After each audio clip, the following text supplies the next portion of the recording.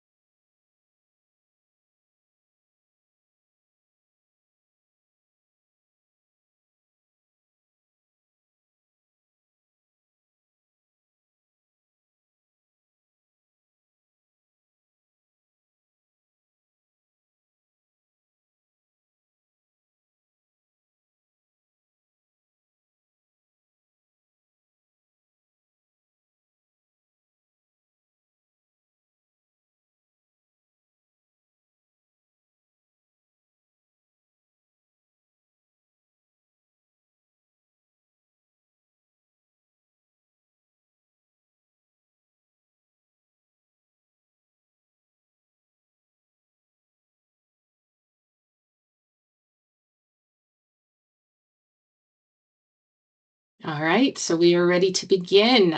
Thank you so much, everyone, for coming to this. I hope you find it informative. We're going to be talking about BTC voiding, causes, how to know how much voiding is too much, ways to reduce voiding, and so on.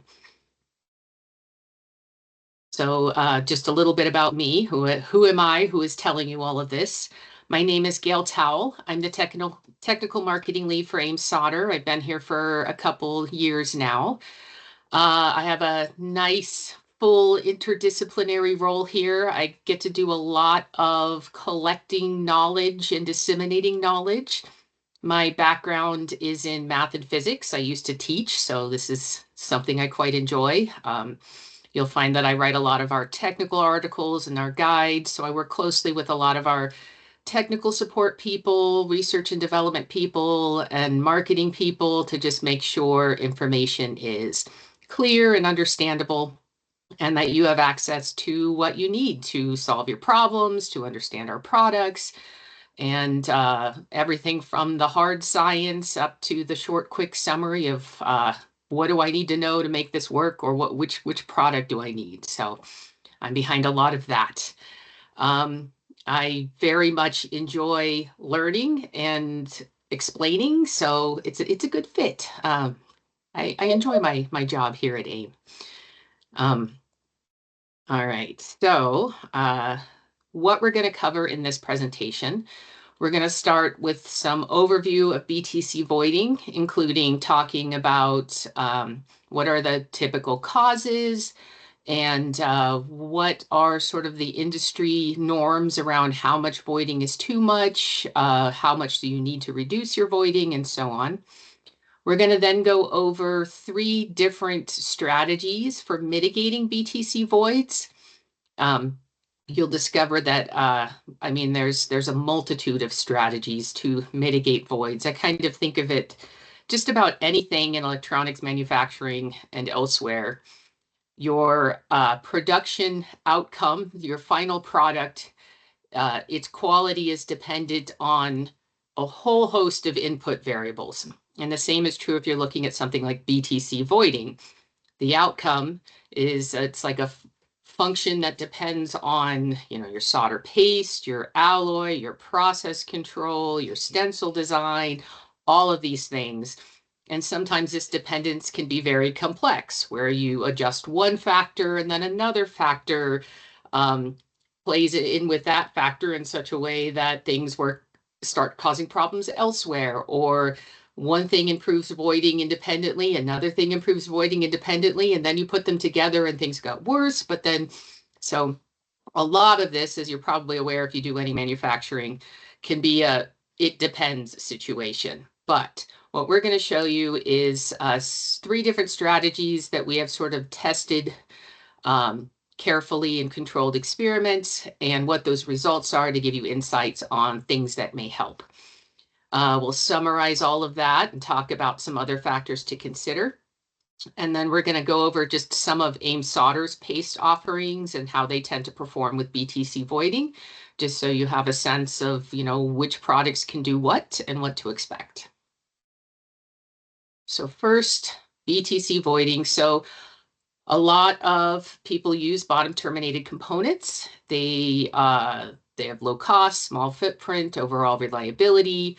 But the soldering is happening at the bottom in a large area, particularly on that ground pad.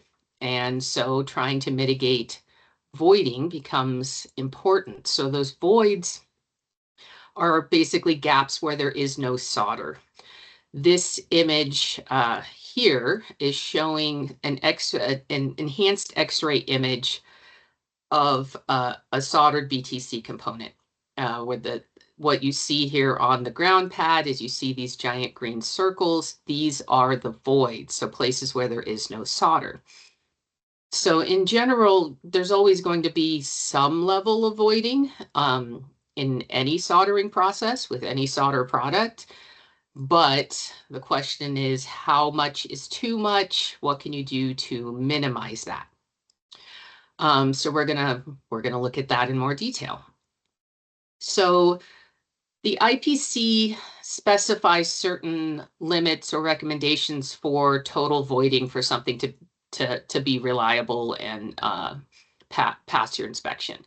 So when it comes to ball grid arrays, BGAs, the standard is 30% of the total area or less should contain voids. If a QFN thermal pad, 50% or less.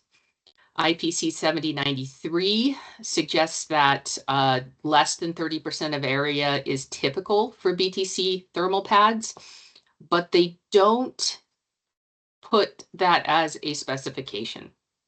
Oftentimes when it comes to BTCs, the voiding specification is agreed upon between the vendor and the customer.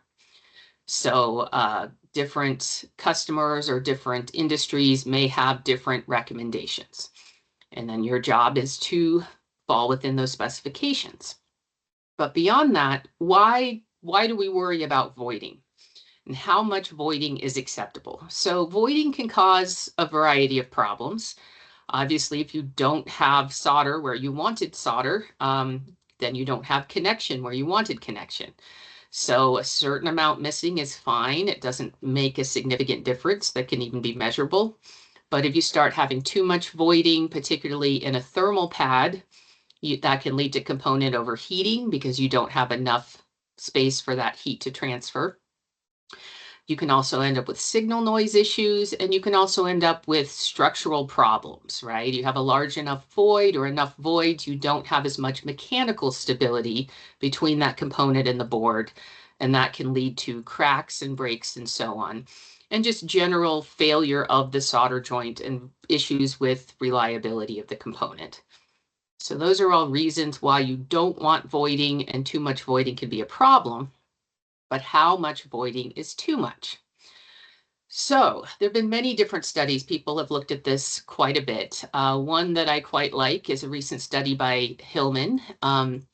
They looked at changes in reliability metrics for different BTC voiding percentages across different alloys.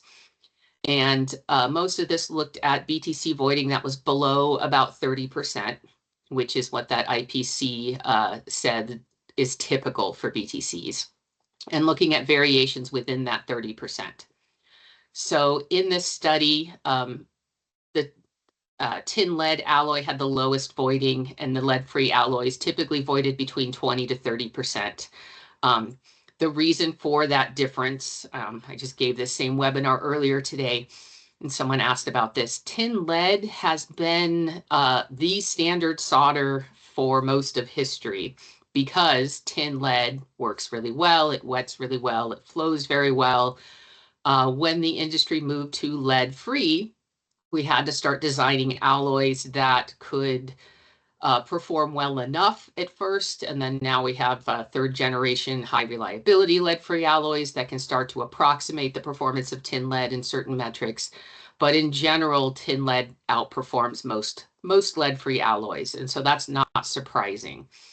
But what this study found, so looking at all of these alloys, is that as long as you're below that 30%, in most cases, there's no difference or no significant difference observed in the reliability of components or their performance, whether the voiding was close to that 30% mark or down to 20% or 15%, compared to, so if you compare those different amounts of voiding, there wasn't a significant difference. And they did things like thermal cycle testing, all the different standard tests you do to see if your solder joint is reliable. So, in fact, the few cases in which they did see a difference in performance based on voiding percentage, it was just as likely to improve performance when there was less voiding as to make the performance worse when there was less voiding, which is kind of counterintuitive, but I think is just indicative of statistical errors in the data. So the ultimate conclusion of this was essentially if you as long as you're staying below that 30%, it should be sufficient in most cases. So and that's most cases. Again, every case is different. So some designs, some builds may have stricter voiding requirements than that 30%. You may be asked to stay below 25, 20, 10, even 5 in some unique cases, which can be very, very challenging to do. Lower voiding may also be more important if you have smaller components or more complex builds. So there may be any number of reasons why you want to get even lower than 30, than close to that 30% mark, even if there's not, in most cases, a significant difference. On some cases, there may be, or you may simply be required to by the specification. So what causes this voiding? So voiding, again, it's a gap where there's no solder. And a lot of times that happens due to flux gases becoming trapped under the BTC pad. So solder paste is that pasty flux medium with solder powder in it. And the flux is there, of course, to clean everything and to help the solder flow. And as it heats up, it reacts, you get gases coming off of that, and those gases need to get out of the bulk solder, right? So if those gases can't get out, they will stay in there forming a void. And so one of the things we'll see when we're looking at mitigating voiding is how do we make a way for those trapped gases to escape during the reflow process? So you can also end up with voids if you if you have incomplete wetting or the solder doesn't spread fully. So basically the solder doesn't end up flowing to cover all areas of the pad, and you end up with gaps as a result of that. You can also end up with solder escaping through microvias. That's what this image sort of shows here on a BGA joint, is you have solder flowing down that microvia, and that creates a gap. So the root causes kind of come down to a few things. The component itself may have design features with sort of internal gaps or voids or channels where gas can get trapped during reflow. You could also, the flux chemistry of the solder paste may have properties that it might be high in viscosity and so on, that doesn't allow gas to move through it as the solder melts. Even the solder alloy can have an impact on that as well. Stencil design is a huge one, and we'll be talking a little bit about that. So stencil design is going to inform how much solder makes it onto the pad and where. And certain printing patterns may lead to more trapped gases or solder flow issues that create voids. You can also get voiding just from applying too little solder paste because you don't have enough solder to flow and cover the entire pad. You can also get voiding with too much solder paste because sometimes that will exacerbate that flux entrapment. There's more solder for the gas to move past to escape from under the BTC, and so it doesn't always get out. So how do we mitigate BTC voiding? So again, there's many factors that influence voiding. The solder paste or the solder paste itself, the flux chemistry of that paste, the solder alloy, the design of the stencil, the reflow profile, and many other process parameters can all sort of interact to increase or decrease voiding. And so manipulating those parameters can help get you where you want to go. So we're going to cover 3 methods that help reduce BTC voiding. The first is stencil design, and this may be one of the most important because it's basically going to inform how much solder you're depositing and where you're depositing it. So looking at ways to modify the stencil apertures can go a long way. There's 2 things you can focus on in aperture modification. You can look at the ground pad, so where you're printing solder on that ground pad, and you can also look at the IO pad that surround it. And there's adjustments you can make to those, the printing of those, that actually impact voiding under the thermal pad. So we just had a question pop up. Will the slides be available? Yes, these will be sent to you afterwards. Okay, so if we're looking at the ground pad, usually we don't just print the entire ground pad. If you print one big square on the ground pad, you're going to end up with a lot of entrapment. That flux can't escape, the gases can't escape, and you get more voiding. But what you do need to do is cover about 60 to 70% of the ground pad will give you a good solder joint. If you go more than that, you'll have so much solder there that the component might be floating around during reflow, and then you have problems with connections later. Most commonly used is this window pane print pattern. So you see it basically just looks like a window pane. Here we've got 9 squares of solder paste printed. This design creates these little channels, essentially, that gases can escape from. So people have played around with ground pad print designs and trying to see if there's another option besides window panes that might work better. The reference here is a paper from a series of papers, actually, on voiding. And this one looked at what happens if we do just our window pane pattern. What if we make the window pane pattern diagonal? What if we do 5 big dots instead of a window pane, or diagonal lines? And what the end result was, there's no significant difference between the voiding outcome, except with the 5-dot pattern, which seemed to be worse than the other ones. So the standard window pane seems to be pretty good.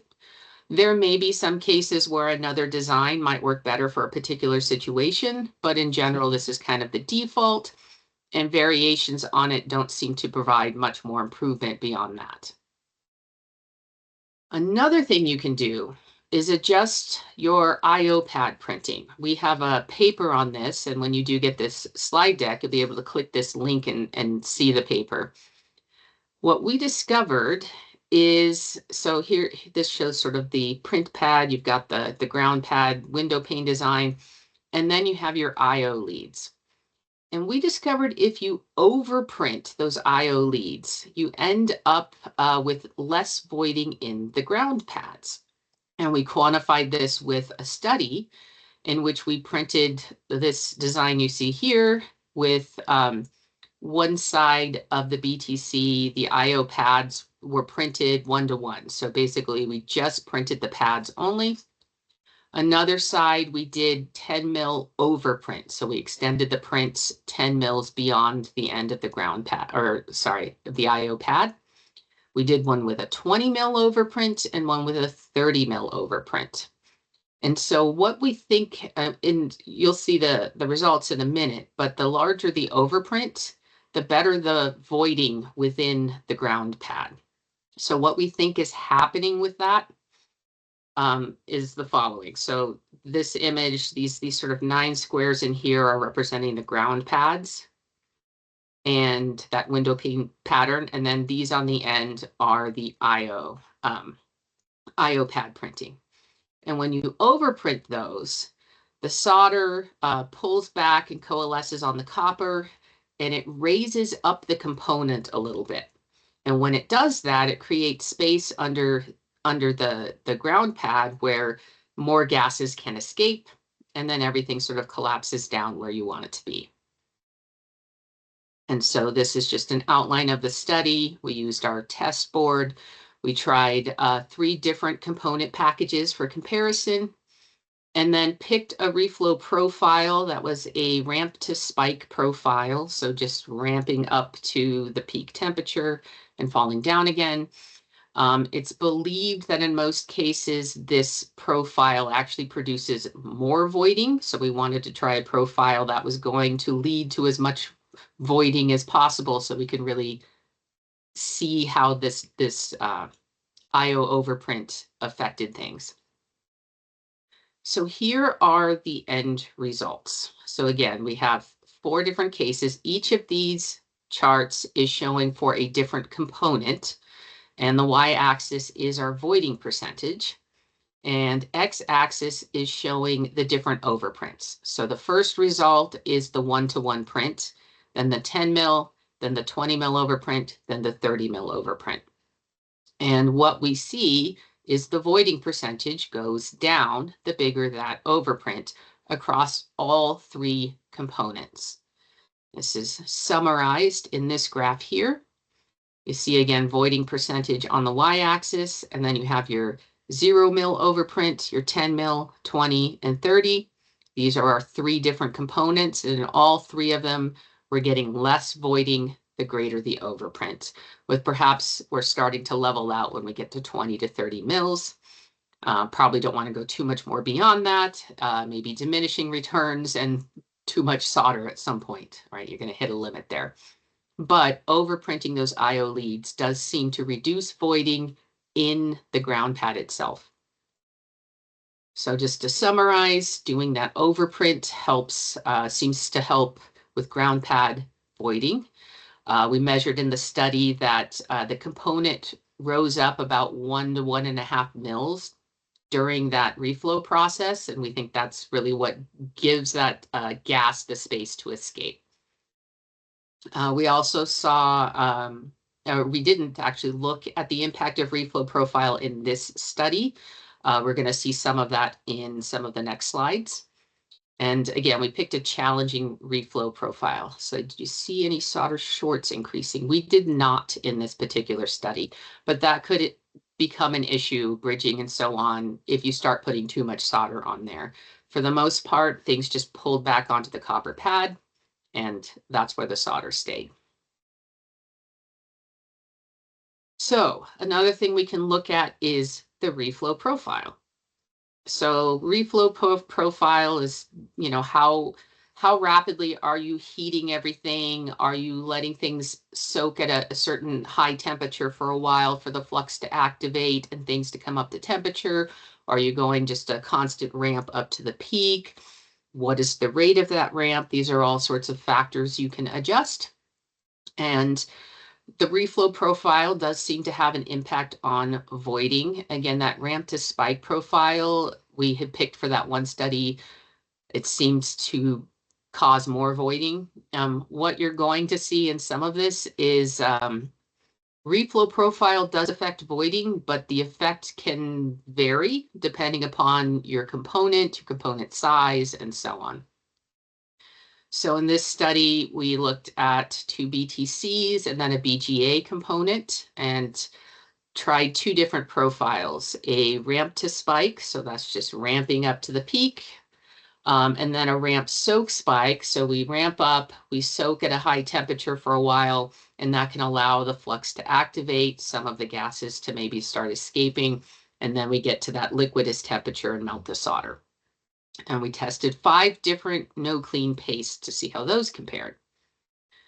So across these components, so on the top here, we're looking at the ramp to spike profile results, and in the bottom, the ramp soak spike profile results. And it looks like slightly better voiding overall with the ramp soak spike profile, which is what we expected.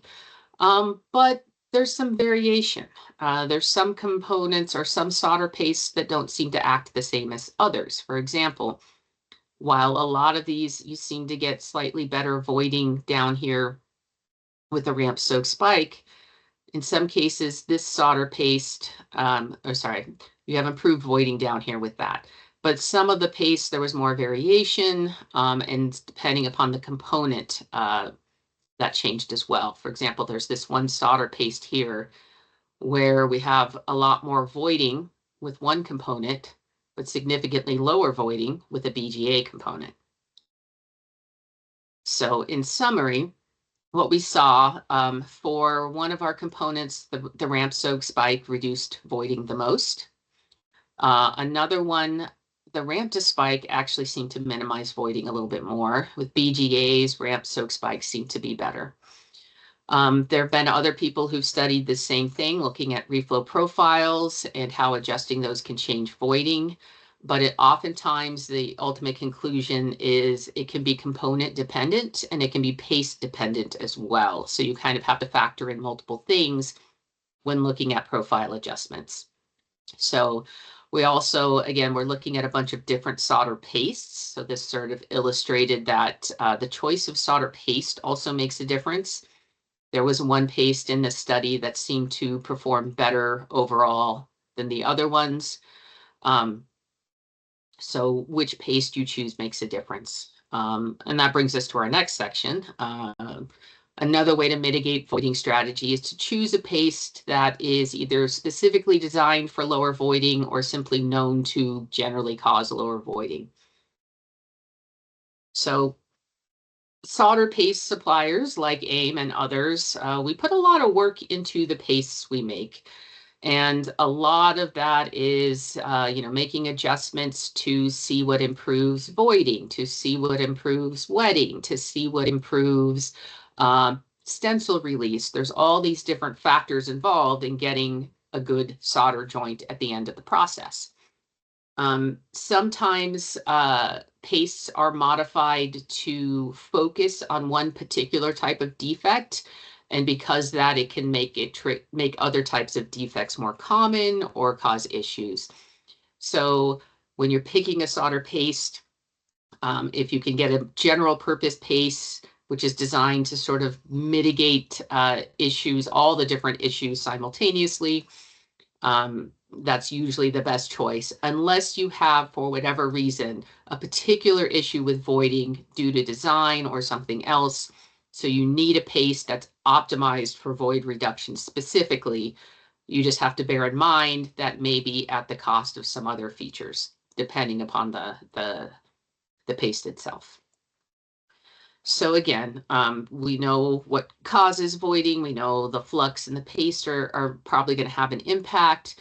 What this looked at was just comparing a paste that was optimized for lower voiding versus a standard paste and what kind of results you can get from that. So we looked at a no clean paste compared to a no clean paste called V9 that we make that is designed for lower voiding. We did 3 different thermal profiles and 3 different component types to see how the voiding compared across those. So this is looking at one of the components. This is an LGA, and we're comparing V9, that low voiding solder paste, that's the 2 blue bars here, to a standard paste. And we looked at 2 different reflow profiles for this component, so that's what we're seeing. And we can definitely see there's a difference. When you pick the paste that's optimized for lower voiding, we're getting voidings in the 5% range here versus significantly higher voiding with the other paste. But the thing to note here is if we want to put our bar at 30%, you want to stay below 30% voiding, you're unlikely to have issues in most cases. Both of these pastes work fine for that. So usually you don't want to go with the special low voiding paste unless voiding in particular is your issue and you have really tight tolerances around it. These are the other 2 components tested. Again, the green is the standard paste, the blue is the low voiding paste. And in this case, we have 3 different thermal profiles that we're looking at across these 2 components. And again, you're still seeing significantly lower voiding with the low voiding paste. At the same time, all the voiding is fairly well below what we consider the standard limit for voiding. So again, if the standard paste works for you, that's almost always going to be more cost effective and almost always going to be more beneficial across all the other things you're trying to control for. But if you're in a situation where you need that voiding to be really tight, really low, then you can pick a paste that's optimized for that. So we also saw in the study some of that effect of reflow profile. We saw that the ramp to spike seemed to work better for BGAs in this case, where the ramp soak spike worked better for QFNs. And this is, again, one of those, depending upon the particular setup and scenario, you may see different results for the same change in variable, because a lot of these variables have like interactions with each other in some way. The component type, the reflow profile, the solder paste, the print design, all of these things. It's a fun thing in manufacturing is how many variables are involved. And I often think about how, the scientist versus the engineer. The scientist is very good at looking at the one variable, isolating it, and seeing what effect it has if everything else is held constant. The engineer is like, well, let's try this, let's try this, let's try this, let's try this until something works right, because there's so much complex interplay that it may take that much, guess and check essentially to see what works. That's not, it's not saying it's that fundamentally messy, but isolating one variable is what we did in a lot of these studies. And so you can see the effect of that, but the other variables also have an effect. So there's all these sort of things you kind of have to take into consideration. So just an overview of what we looked at. So the three biggest strategies for void mitigation. The first, adjusting your stencil design. That's one of the big ones. Making that ground pattern a window pane is usually the standard for reducing the voiding and making sure you don't get too much paste on the pads. Doing an overprint of the IO pads can help mitigate ground pad voiding as well. And the other thing you just want to make sure of with your stencil design is that you're getting the proper paste volume. You're not printing too much or too little paste, which can also lead to issues. Reflow profile adjustment can have an effect. In general, ramp soak spike will work better for reducing voiding, but that's not always going to be the case for every build and every component and every paste. So in reflow profile adjustments can change voiding. What those changes are sometimes dependent on paste and component. You can also choose a different solder paste. So either just picking a different paste from a different manufacturer, different company, or different paste offering of some sort. But also choosing a paste that may have been specifically engineered for lower voiding can reduce the voiding if needed. There are other factors that can affect voiding. Again, it's a complex interplay. So changing one variable can have one effect, but if you change two variables at the same time, you might get some sort of complex interaction. So sometimes minimizing voiding can be a little bit of a, experimental process. Other factors to consider besides what we talked about are the component itself. We mentioned that briefly in the beginning. If the component itself has spaces within it for gases to get trapped, that can cause issues. Your process stability, so making sure all of your process parameters are yielding consistent outcomes and not drifting over time or giving wildly different results, even though they have the same inputs. So making sure things are tightly controlled. The choice of alloy has an effect, particularly when you're looking at lead-free alloys. There's a lot to choose from, and different alloys may have very different voiding effects. Stencil release, SPI results. So making sure that paste doesn't just do well during reflow, but it also releases from the stencil and you're getting the solder deposit volumes that you want. That can be a factor. Using vacuum reflow can reduce voiding. So if you're able to pull a vacuum in your reflow oven, you're able to sort of force gases out with that pressure difference, essentially. So those are all factors to consider as well. So now I'm going to look at just some of our standard AIM solder pastes and how they tend to do with voiding. One of our most popular pastes is M8. It's a sort of general purpose, no clean solder paste. We've been able to get voiding below 5% on BGAs and below 10% on BTCs with this paste with proper process control. Really good print transfer efficiency. It also is designed to basically eliminate all other types of defects as well. And is available in most standard powder sizes and so on. So this one works fairly well with voiding. This is just showing a comparison of voiding results with M8 versus another paste. This bar graph shows we looked at voiding on different substrates with this paste compared to a competitor, and we saw significantly lower voiding with M8 across most of these different substrates. So voiding also depends on surface finish. It's another variable we didn't include earlier, but this paste tends to work fairly well regardless of surface finish, with variation depending on which finish you have. Another paste we offer is H10. So M8 is not halogen free. So if you have a halogen free requirement, then we typically offer H10. Has 0 halogens or halides, and is designed to perform as well as possible. One thing to note is if you do have to have no halogens in your paste, well, that can have somewhat of an impact on performance. So when we create a halogen-free paste, we try to optimize it as best we can and get as close to the type of results you might see with M8. So this has been optimized for that and performs fairly well. Here we just see some of the voiding results across 3 different reflow profiles, looking at how this performs. This is a summary graph here. This was for QFN voiding. We're looking here, there's a competitor paste in green, and we've got H10 in the orange, and then our M8 in red. Unsurprisingly, M8 has even lower voiding performance, but H10 is still performing very well and is outperforming the competitor paste. All pastes are still sort of below that 30% cutoff by quite a bit. So it just sort of depends on your process control and other factors as well, but H10 can provide fairly good voiding performance and comes closer to M8.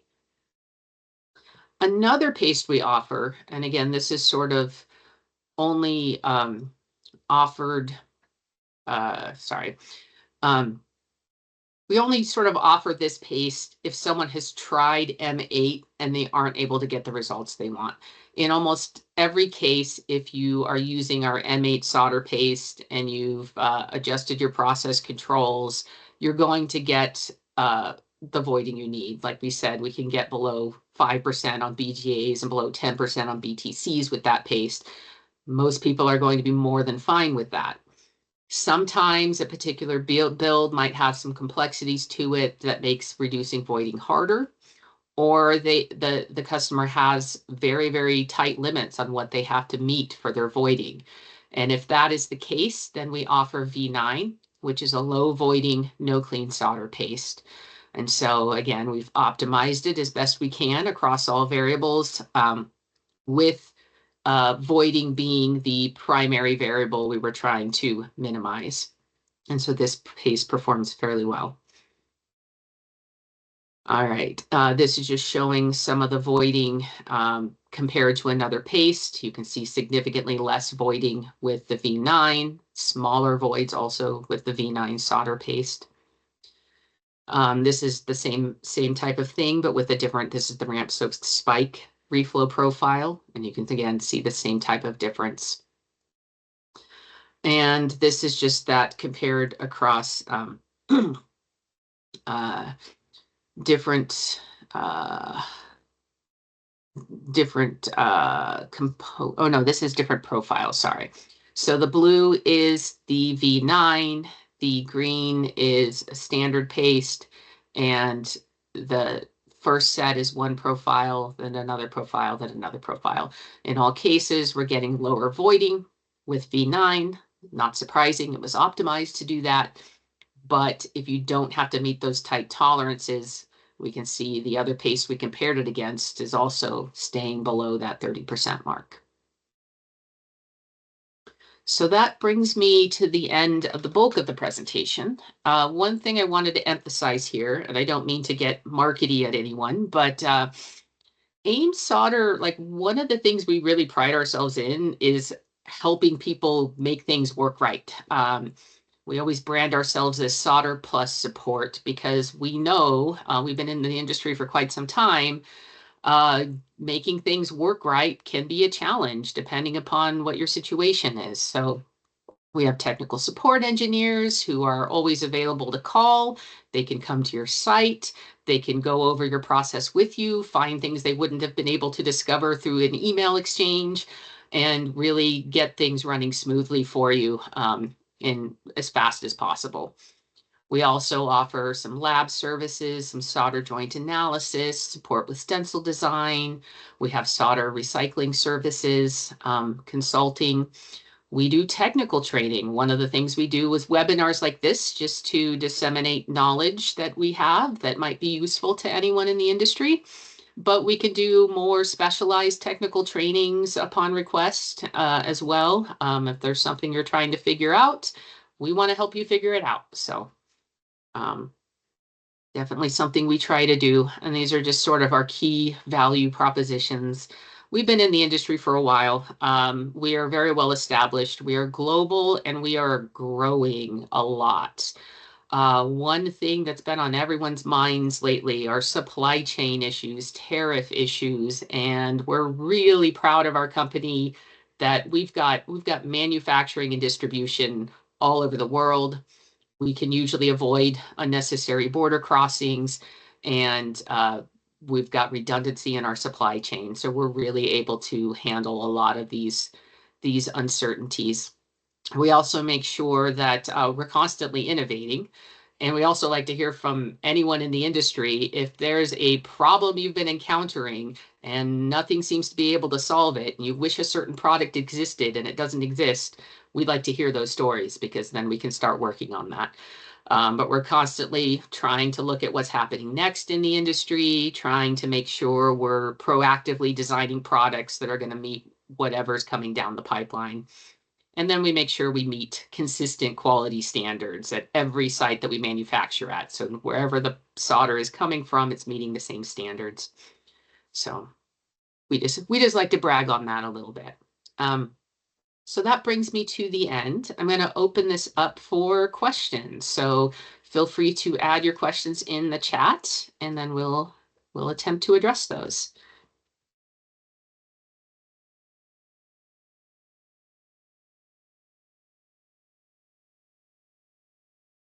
Don't everyone write at once. I'm going to give you guys a few more moments to, oh, we got it. We got a question. Are there any stencil design considerations that improve voiding results on BGAs? That's off the top of my head. And let's see, voiding results on BGAs. I don't know that I haven't looked into that as deeply. So this one was focused on BTC voiding, but that is something I can look into. We can collect our knowledge on that and try to turn that into a white paper. You'll note that link that I included earlier for the paper on the IO pad prints. That part of our website will have other white papers as well. And then there's usually a new one every other week that's going to be up there. But off the top of my head, I do not know what the stencil design considerations generally are for BGAs. But if you send me an email or contact anyone at AIM after this, I can source that knowledge and try to get that to you. Anyone else?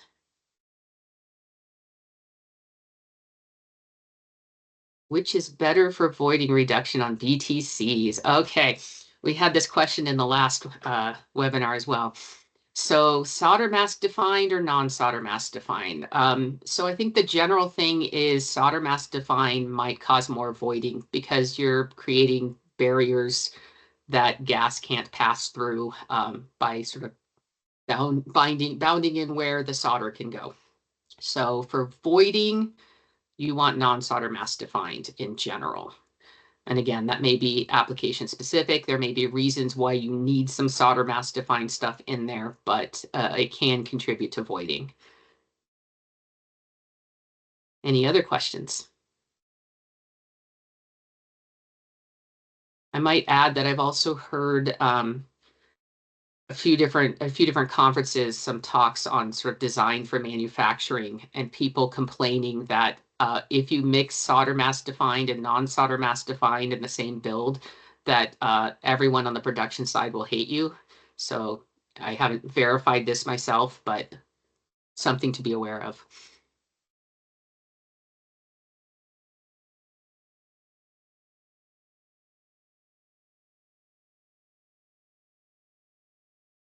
All right. So again, we're still open for more questions. I'll stay on for a couple more minutes if any more questions come in. If you do have questions afterwards, definitely feel free to send an email, reach out to anyone at AIM, and we will try to get those answered for you. Again, this slide deck will be shared in an email to attendees later on as well. But yeah, anytime, hit us up with questions. Let's see. IO extended printing helped in reducing voids on ground pads. Similarly, any suggestions for LGA components? We haven't done a study that's similar to that. I know that in certain situations, overprinting can, I mean, anytime you change one variable, you're going to change the outcome. How the outcome changes may depend. But off the top of my head, I don't have an answer for that. But that's, again, something, if you send me an email, I can try to source some information for you.